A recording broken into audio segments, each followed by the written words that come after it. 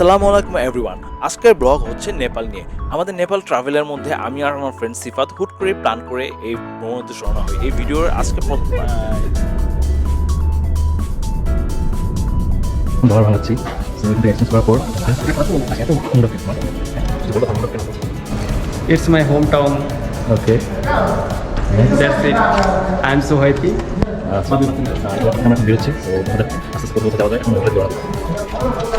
এখন আমরা নেপালের এয়ারপোর্ট থেকে বাইরে যাচ্ছি গাড়ির উদ্দেশ্যে। আমাদের গাইড আমাদের জন্য গাড়ি নিয়ে ওয়েট করতেছে। তো নেপালি এয়ারপোর্টটা খুবই পরিষ্কার আমরা এখন পাহাড়ি। এখন হোটেলে দিব এটা আমাদের গাড়ি ওকে। তো আমরা হোটেলের দিকে যাচ্ছি, তো হোটেলে যে একটু চেক ইন করবো, এরপরে সাইট সিন করতে বেরোবো। ট্র্যাক্স অনেক বেশি, বাট এখানকার পিপল বা কালচার অনেকটা আমাদের বাংলাদেশের মতোই থাকে। আর এখানকার মানুষজন খুব ফ্রেন্ডলি।